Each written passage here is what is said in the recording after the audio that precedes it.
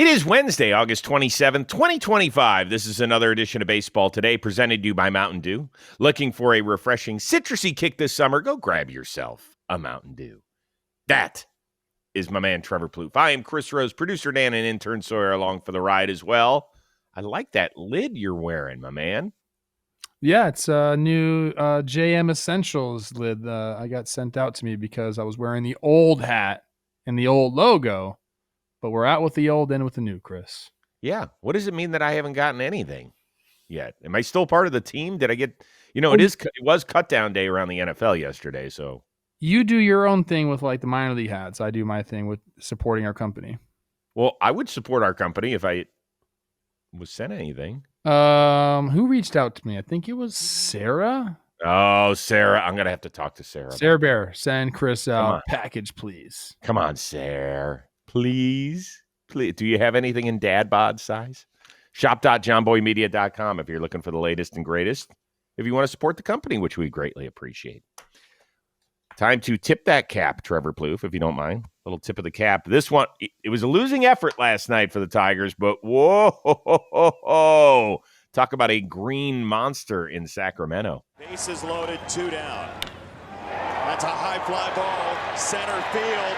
Butler can only watch it fly to the batter's eye. It's a slam for Riley Green.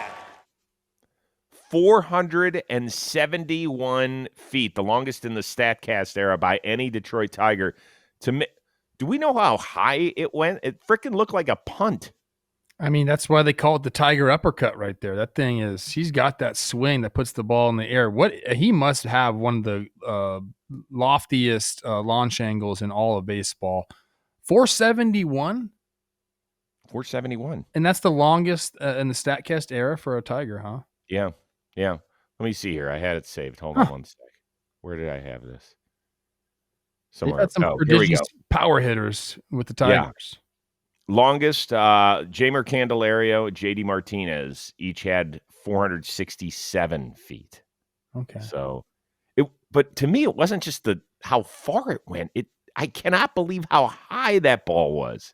There's been a couple of those. Harrison Bader, and he tied the game against the Mets. Mm-hmm. That ball, you know what we call those? This is a James Shield, big game James. Mm. You have to use his voice when you say it. You ready? What do you got? That thing was majestic. It was majestic. Big game, James. Good one. All right. Phillies, Mets, getting cozy in the NL East. And Brandon slashes it, base hit, and the Mets win the ball game. 4 straight hits against a run in the bottom of the ninth. The Mets have beaten the Phillies 9 straight times at Citi Field. They've taken the first 2 games of this series as they win it at the bottom of the ninth, 6-5. This is the most talented team I've ever played on. So I know exactly what we're capable of. It's just going out there and executing it every night. Well, that was Brandon Nimmo with the game winner, and then the post-game interview. You check out the standings. It's just 5 games, and they have 5 more meetings, including the series finale at Citi Field on Wednesday night. I said this division was a wrap within the last couple of weeks. Should I rethink it? Yeah, I mean, 5 games left against them with a 5-game lead. I mean, you have to rethink that, especially what they've been able to do at Citi Field, especially with the way this Mets offense just kind of started clicking. I'm not gonna say out of nowhere, but they've been like the best offense in the game. Like all of a sudden, Mark Vientos is back to Swaggy V, and we're putting up great at bats against Duran in the 9th. So this team still has its flaws. I think there's. You could talk about the starting pitching. We're getting Jonah Tong up there, which is going to be awesome to see what he does. Helsley kind of hasn't found his footing yet, but Diaz had a nice outing last night. I think they have all the pieces. We've talked about this team. The starting pitching has been the one thing where we've been iffy on. Now that the offense is here, like they're a force. Like this should be one of the best offenses in baseball. Like it should be. Like on paper, this is how they should have been performing. They hadn't been doing that all year. and now all of a sudden they are. So yeah, I mean, this race is not over yet. And I don't even know when you said that or what exactly you said, but the Mets are very much alive in the NL East race. Yes. Yeah, I don't exactly remember the date I said it, but I did say that the division was over and that the Mets better be paying attention to the Cincinnati Reds, who at the time were maybe a game back in the wild card standings. Reds, in the meantime, have struggled a little bit against the Dodgers in the first couple games of their series. The Mets and Reds still have a 3-game series coming up in the next couple of weeks, so that'll still be huge. It feels like things are collapsing a little bit around the Phillies, right? Zach Wheeler, done for the year. Bullpen feels a little bit messy at best. Romano just went on the injured list. They just got rid of Ross, so they're still shuffling pieces at a time where it feels like you want to start gelling instead of having fractures all over the bullpen. So the Mets, you mentioned the offense that over the last 2 weeks are averaging more than 7 runs per game. So they're starting to break out. You do have this groundswell of support. McClain is going to pitch a big game tonight. Awesome for him. The vibes at City are going to be incredible. Can't wait for the debut of the rookie later this weekend. It's going to be, it is perfect. It is lined up. It is ready to go. And Mets fans, I say to you, absolutely 100%, this thing is still over. You've got no shot at winning the division because you only play one more game at Citi Field against the Phillies. So even if you win it and you cut it down to 4 games, fine. We'll see you for a 4-game set in the city of brotherly love. And you know what's going to happen there? You know what's going to happen? It's going to be loud. It's going to be nasty. Heck, even if the Phillies go 2-2 there, you don't make up any ground. You just don't. So the Mets are on a nice run. Now, if these two teams meet again in the playoffs, I don't know which way I would go. All I'm talking about is the division right now. So Mets fans, you're welcome again. I'm going against your squad just like I did May 29th, 2024, just like I did a couple of weeks ago. I'm not budging. I do think it's interesting. 5 games in the grand scheme of things does not seem like a lot, but Chris, we're 30 days out from the end of the season, so you have to do it quickly, and it has to be like the Mets have to go on a resounding run to win the NL East. They're going to have to go, let's say 30 games are left. They're going to have to go something like 20-10. Like they're going to have to play at a 660 clip. That's what they're going to have to do because the Phillies aren't going to fall, and go 10-20. They're just not going to do that. So they're going to have to, if they play 500 ball, 15-15, and the Mets go 20-10, they'll be tied. They need things to happen for them. So I agree. Like the Phillies are still the overwhelming favorites to win the NL East, but I do think that there is a shot just because they also have those games against. You're right. Going into Philly is a different animal than Citi Field, 100%. I'll give them a chance, but I agree with you that I still think the Phillies have a stranglehold on the division. I do want to see it, for the record, I do want to see it get close. We are not going to have that many close, What's the season series at right now? Well, the Mets, I think if they win today, they win the season series, if I'm not mistaken. That's interesting. So it's huge. If that scenario plays out 20-10 and 15-15, then the Mets would win the division. Yes, it knocks a game off of what you have to accomplish. I'm going to look it up right now because I don't know if I believe you. Let's see. Oh, ouch. I got it up right now. Against the Phillies, they're 6-2. You're right. Yeah. So they one more win, they win the season series. And that is huge. You're right. Helsley, you mentioned the struggles. Gave up the game-tying homer last night to Harrison Bader, a former Met. He's given up 10 runs in 11 appearances. He has blown 4 saves. He hasn't registered a hold yet. Okay, at some point, does Mendoza just have to move off of him in high-leverage situations just to get him right? If you're going to do it now. Yep. Give him a chance to, you're going to hurt some confidence there, and then you have to build him back up because you're going to want this guy to be there in the playoffs. Like you need him at the back end of your bullpen to be the guy that you traded for. Mm-hmm. So if you're going to do it now. I just think relievers, it's such like a fickle thing. I think we're going to talk about another one coming up here, but it's such a fickle thing where, your bad games get highlighted so much that people always wonder, is he toast? Does he need this? Does he need that? Like sometimes you just put the ball over the middle of the plate when it's not supposed to be, and things happen. So I don't know if I would move him like out of leverage right now. I still think he has the stuff to do it. But if you're going to do it, you got to do it now. I would agree with you. Mets fans, Phillies fans, we want to hear from you in the comments. Nervous? Anybody? Peter Homer I referenced was last night. I feel like my world is crazy right now.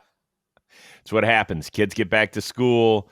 You've got baseball finishing up. You've got NFL starting, college football this weekend. Head spins in a lot of different directions. Last thing, it made me chuckle when I saw the fake parabolic mic at Citi Field last night as they're trolling Alec Boehm. That was funny. Nice touch. I do have some research for Dan to do. Dan, give us the launch angles for the Bader and the Riley Green homer, please. Okay. Well, Sawyer. Intern Sawyer's here, too. Okay. Yeah, Sawyer. Yeah. Let's see if they're listening to the show today. It's 50-50 whether that happens. All right, let's move from the NL East over to the AL East. Both Boston and New York pick up, it feels like a very rare game for both those squads. Lucas Giolito, who has been absolutely incredible the last couple of months, 8 shutout innings as they take care of Baltimore. Stanton, in the meantime, unbelievable. Boy, am I happy we woke him up. 451 feet as the Yankees beat Washington. I think he drove in all the runs last night for the New York Yankees.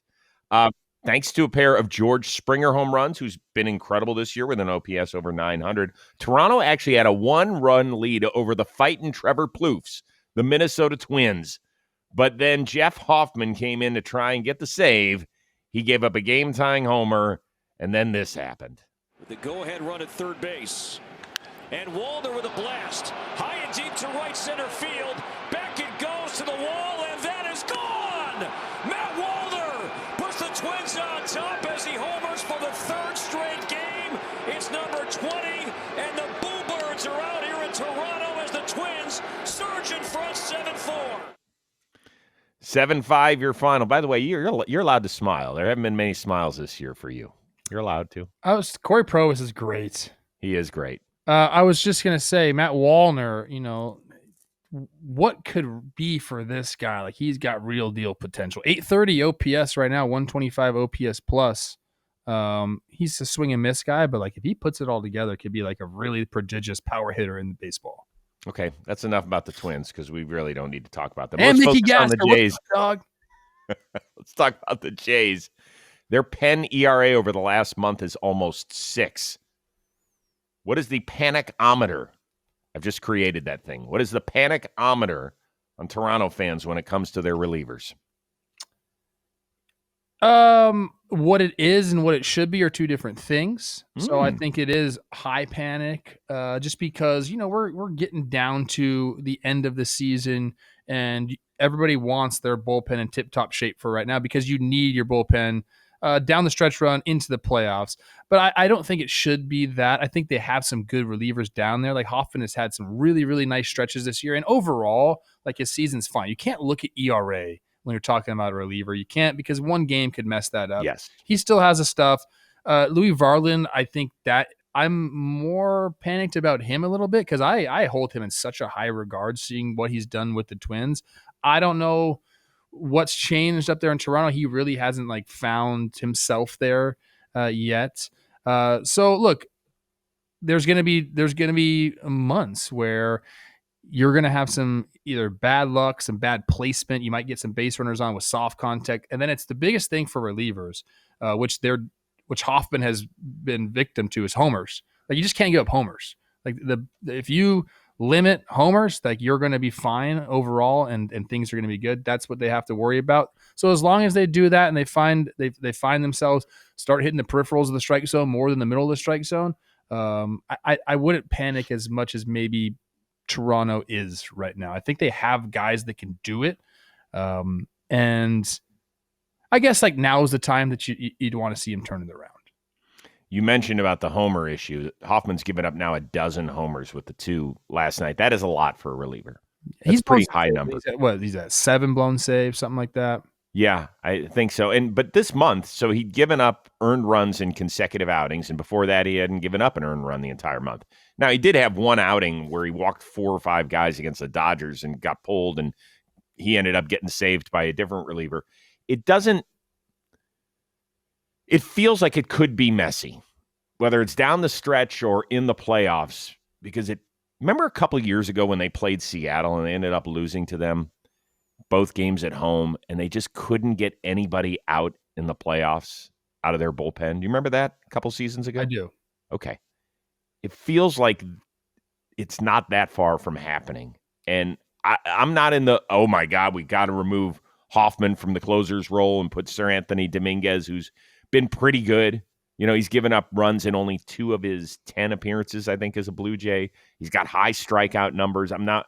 But I keep telling you, now that they've got 6 starters, there's going to be 2 proven guys who can be a part of that bullpen, whether it's late in this season, if you want to truncate your rotation a little bit, and certainly in the playoffs when you only need 4 starters in a divisional round. So just be ready. You're going to be seeing some guys breathing fire out of that bullpen that aren't customarily in that role. I will say this: they have a nice mixture of like lefties and righties in the pen too. You have Little and Fluharty. They can get lefties out, and they have the pieces there. It's just about pitch execution. That is all the bullpen is about. These guys have the stuff. It's can you execute your pitches? You're going to go through streaks of it. Really, as a fan base, you just hope that the hot streak is what it needs to be. Yeah, the Hoffman stuff, though, is weird. So, as I mentioned, he's given up 12 homers this year. He gave up 14 total in the previous 3 seasons combined. So it hasn't customarily been a problem for him. Speaking of home runs, I've got launch angles here. You didn't look yet. Don't look. I didn't look, no. Okay. You want to guess? Of the 3, we're going to say Green, Bader, Wallner. Who had the highest launch angle of those 3 homers? I want to say that Riley Green had I'll go Riley Green, Harrison Bader, Matt Wallner. I'll go Riley Green at 39. I'll go Harrison Bader at 38, and I'll go Matt Wallner at like 35. Would you be shocked if I told you that Riley Green, his launch angle was 30, and it was the 3rd out of those 3? I can't believe that with the way that thing shot up. And then Wallner 37 and Bader 40. Okay, I was close on some of them. Yeah, you were close, but I'm shocked. I cannot. Yeah, I don't know. I think maybe Riley Green's like swing makes you like the appearance of his ball have a higher launch angle. Possibly. Bader's Toronto fans. Fantastic. I want to get back to the Toronto fans. Okay. Help me out. Where are you? Because you still have one more series each with the Yankees and the Red Sox. Red Sox 4 back, Yankees 4.5 back. Do you think it gets to like 2? It could. I mean, yeah. I mean, of course it could. Do you think it will? In 2 days. What do you mean? Do you think it will? Yes or no? Don't say it could. Of course it could. I could end up. I do. I have the Red Sox winning the division. Is it likely now? Probably not. But yeah, I'll say yeah. Yeah, I mean, yes. I don't think any team has completely separated themselves there. So I could see 2. Okay. Again, it's going to be difficult to make up those games in 30 days. So like you have to, something drastic has to happen, but I could see it getting down to 2. Yeah. I'm going to say yes here. And people will say, well, hold on. You just said no for the Mets and Phillies. I think one of the 2 teams, Yankees or Red Sox, being right there, I think one of those 2 teams will get within 2 games. There we go. And then after that 2 days, they'll be back at 4. You know, like it's right. Exactly. Yeah. That's how quickly it goes back and forth.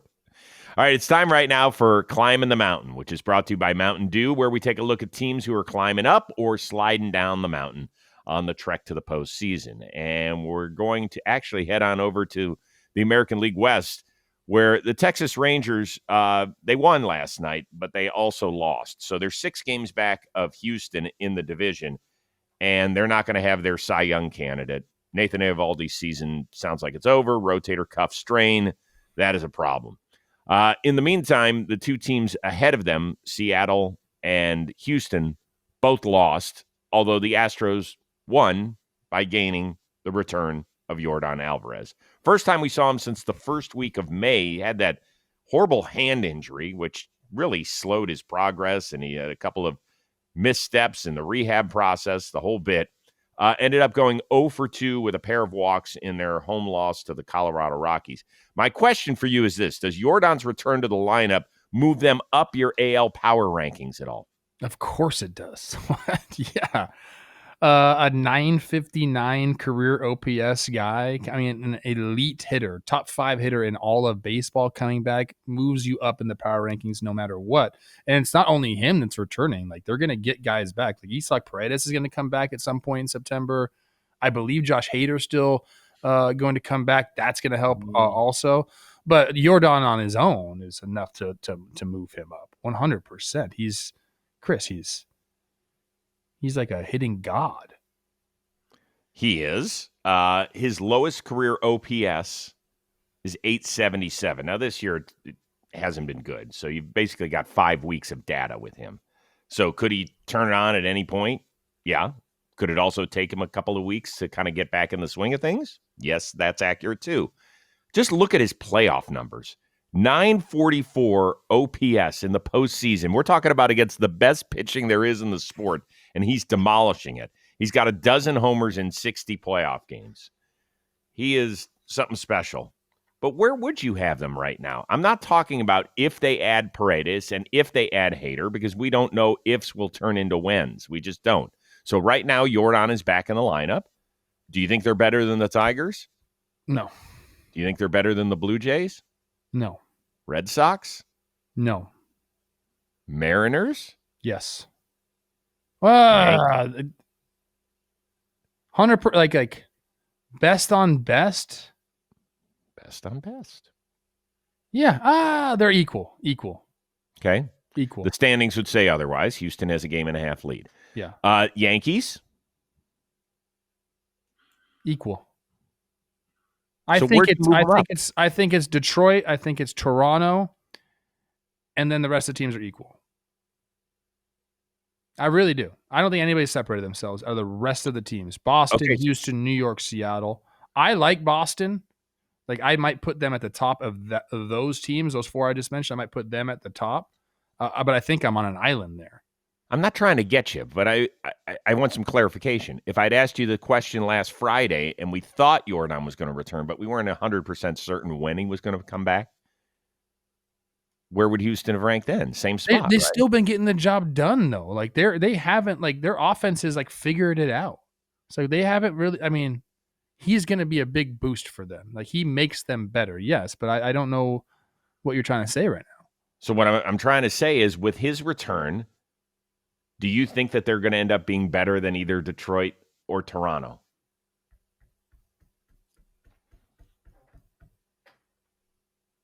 No.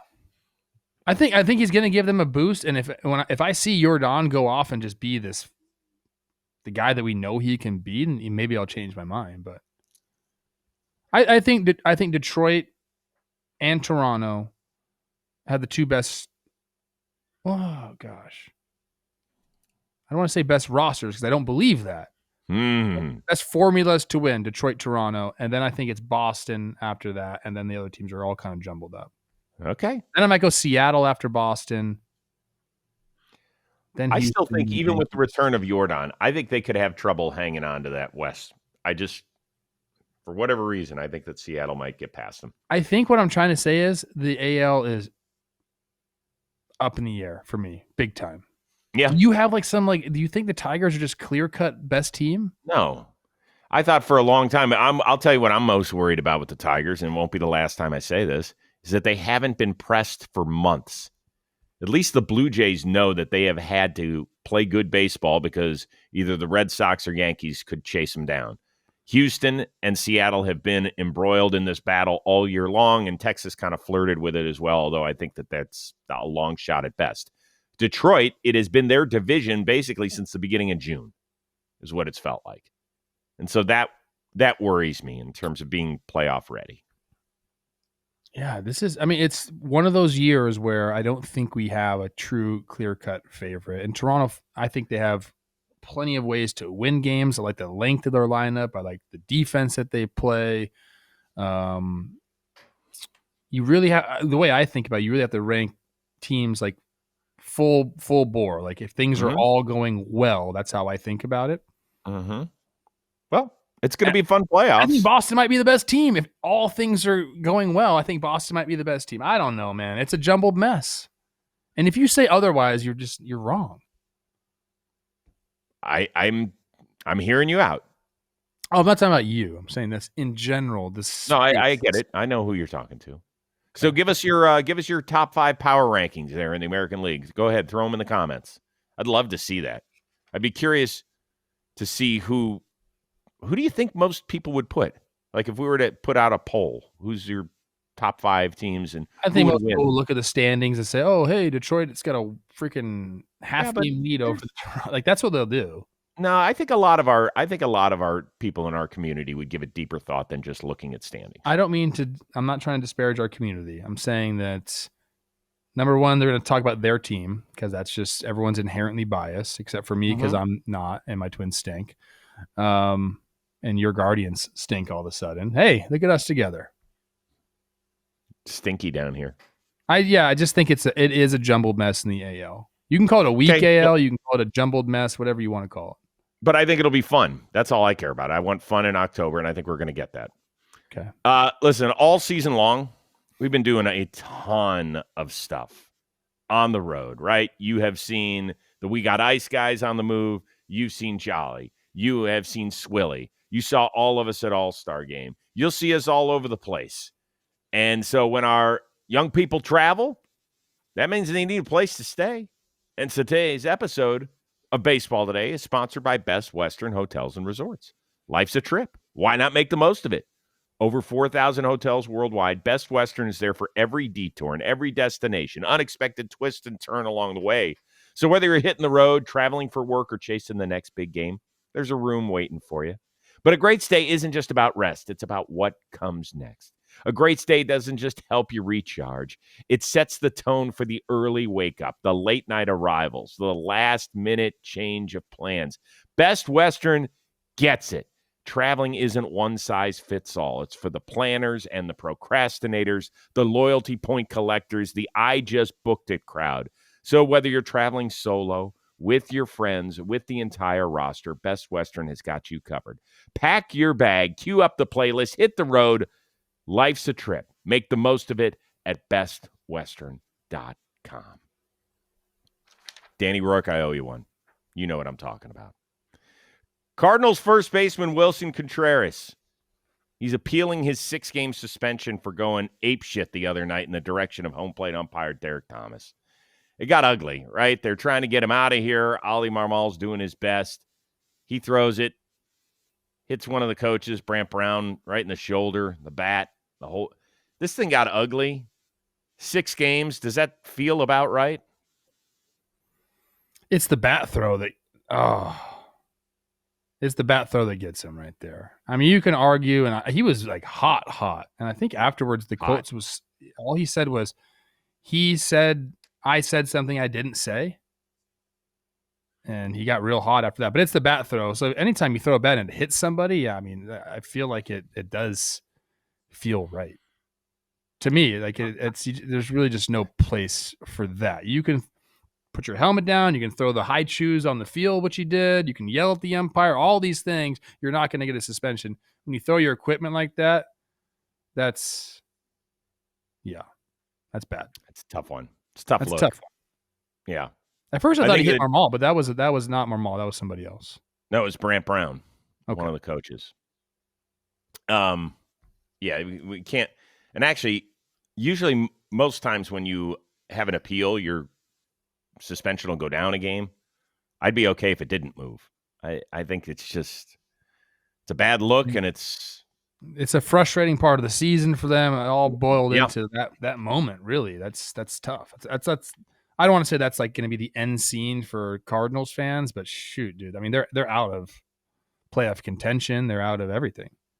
Yeah, and so it gets us to a bigger question with the Cardinals here. Our friend Katie Wu over at The Athletic pointed out that Monday night's crowd under 20,000 for the first time since 1997. Now we're talking about a paid attendance. And then last night, I believe it was the same thing, if I'm not mistaken. How in danger are the Cardinals of being a non-factor for the foreseeable future? Because next year they change over to Chaim Bloom. It feels like they're going to be gearing up for a rebuild. Are you worried? I guess it depends on how next year goes. I mean, this year was supposed to be a transitional / retool year, and they were in the hunt basically up until a couple weeks ago. I was about to say, yeah, hey, football season is starting, but that's not the case. That's tough. It's not I didn't nice. mean to poke St. Louis like that, but I was thinking in my head, okay, people are going to save their money because they're going to start going to NFL games. Is there a college around there that they root for? No, that's what did I say. Missouri. Missouri. I think it is okay. And I talked about this. I can't. I just said Louisville. I was thinking Cardinals. Don't get mad at me, people. The way I'm thinking about this is, Chris, and I feel the same way about my Twins. What's the plan? I said this yesterday on this Twin show. If the fan base doesn't know what the plan is, they're going to lose interest, especially if the team is losing. Now, if they're winning, nobody cares about a plan. You're going to show up to the games, you're going to watch them. But if you're losing and you haven't been transparent with your fans, like this is the plan, this is what we're doing, I think that keeps people invested. If there's just like, we got a new GM coming in, and this year was supposed to be that. I feel like there isn't any clear, concise plan that has been given to the fans. You'll lose interest. So I think that's what's happened here. Can they gain the fans back? Sure, because St. Louis is a great baseball city with great fans. But as soon as the novelty of a new season wears off, and if the Cardinals aren't winning, it'll go straight back to this. I applaud the Cardinals fans. This is how you speak. This is how you speak so that someone will listen now. And they brought in Chaim Bloom as a consultant and to be part of the transition from the Mozeliak era to now this up and coming. And, people could say, oh, Chaim Bloom, not a success in Boston, didn't make the playoffs, the whole bit. He didn't do enough up there. Well, a lot of those young guys right now that are front and center were brought in by Chaim Bloom. I don't know if him in particular or the people that worked under him, but it was during that time. So a lot of the fruits of that labor came courtesy of the Chaim Bloom era in Boston. So what I'm saying is that maybe Cardinals fans do have to be patient. I agree with your point about having a direction and understanding it as a franchise. I believe that's where transparency, as far as you can push that, does come in and is helpful for a fan base, for a team to connect with its fan base. But yeah, I would say, you know what? They were kind of half pregnant this year. They had kind of an older pitching staff. What'd you just say? That they were half pregnant. Like, what is that? Mean? It means that that's the weirdest thing I've ever heard you say. Well, you never heard of that term, being half pregnant? Oh, thank you, Dan. Dan says he's heard of it. You're 14 years old, Dan. You haven't heard anything in your life.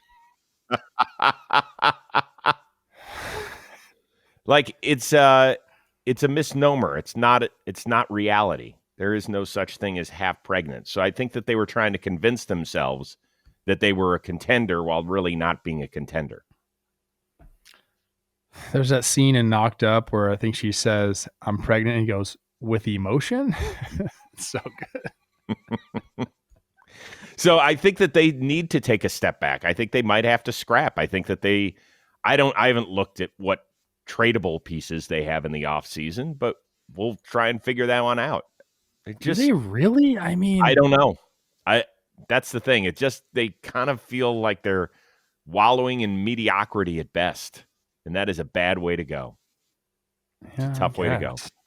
Could take Mason a little Wynn's while to get that farm system. They have some young players on that team. Like Mason Wynn's a certified stud. Yes, but that's not enough to get it done.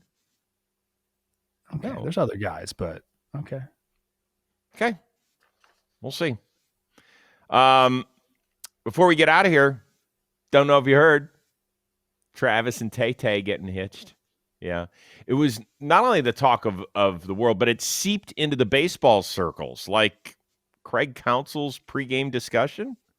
Yeah, I did. I saw the news. Yeah, I'm very happy for Taylor and Travis. Is it? Is it Travis? Yes, Travis. Kelsey. I know it's his brother. His brother is his brother Jason. Yeah, yeah. It's. I wish them the best and long times of happiness. Thanks, Craig. Long times of happiness. I like that. Sometimes short times of happiness work too. What? How short? 7 minutes. Wow. Yeah. I'll take the over. Sometimes that's all you need. Take the over. Okay. Did your world stop for a second? Like, were you shuffling through Twitter when you saw that, and were you like, "Oh, okay"? No, Olivia. I want to shout out Olivia. She had a small procedure done yesterday. She had a hernia. She had to take care of. So she's all right now. She's bedridden. I'm like running double duty, triple, quadruple duty, dad, caretaker, everything, cook. But she's the one that told me about it. So she showed me the Instagram post. I thought it was a beautiful setting for them. I love, Chris. You know that. I know you do. I love being married. It's the best thing that's ever happened to me. So I'm happy. And people always said I look like the less Kelsey brother. They've said that a lot. So I don't know what that means. Olivia said, "Oh, you could have had Taylor Swift." I said, "I got you." That's like, oh, you little dog, you. That was a good one. That is great. That is flat out wonderful. I'm happy. I'm happy for him. I hope it works out. Yeah, he's from Ohio, dude. Like, he's a Cleveland guy. All the guys in Ohio are like, "Let's go." Michelle and I just ate at a restaurant in a beautiful part of town called Chagrin Falls. And somebody said, one of the person who helped us out, she goes, "That's where Taylor and Travis sat, right there in that." So Michelle, of course, took a picture. Dude, is Ohio like the capital? You got LeBron James, Travis Kelce, Chris Rose. Steph Curry and LeBron James born in the same hospital. Steph Curry is from Ohio? Born. His dad was playing. Dell was playing for the Cavs when he was born there. Okay. Teddy was born in Minnesota. Doesn't really count. He's a California kid. Okay. I know. Yeah, Ohio, stand up. Okay. We're there. Happy for you guys. And I hope it works out for them. I'm okay with that. I also think, and this is getting into it, and nobody cares anymore about this, but I don't listen to a lot of Taylor Swift, admittedly. That's fine. No, I don't either. My kids aren't really into it. Like, that's when you would listen to it. But I do know there's one line where she says, "Your cheer captain and I'm in the bleachers." That's like a famous song. I know that. But now she's got like the football star. This seems like it was all orchestrated. Or like maybe it's been in her head for a long time that that's the ultimate goal. And then she met a guy who's like a nice guy and funny and handsome, but he's also a football star. I feel like it's all come full circle. Like, pretty cool for Taylor. And she's a billionaire. Yeah. Powerful woman. Did you watch the interview on New Heights? I did not. You should. Yeah? Oh, she's I've brilliant. seen clips, but I don't consume content like that, Chris. I know, but it's worthwhile. I actually watched the whole thing until it went out. My computer, $1.44 in. Okay. I thought she was great. I thought she was wonderful. She's super smart. I'll share this quickly. Because, again, I don't think many people care about this. But, my good friend Matthew and his wife Kelly, they hung with them on the 4th of July. And glowing reviews. So I think that's good. I trust their opinion. Matthew does not beat around the bush. Good. She was great. I'm happy to hear that. Yeah. I've heard a lot of good things about her. Yeah. The way she takes care of people on her crew and stuff. It's important. All right. Well, we're back at it again tomorrow. For our one-of-a-kind producer, Dan Rourke, our awesome intern, Sawyer, that is the uber-talented Trevor Plouffe. Go take care of Queen Olivia, please. I am Chris Rose. We will see you Thursday here on Baseball Today, presented to you by Mountain Dew.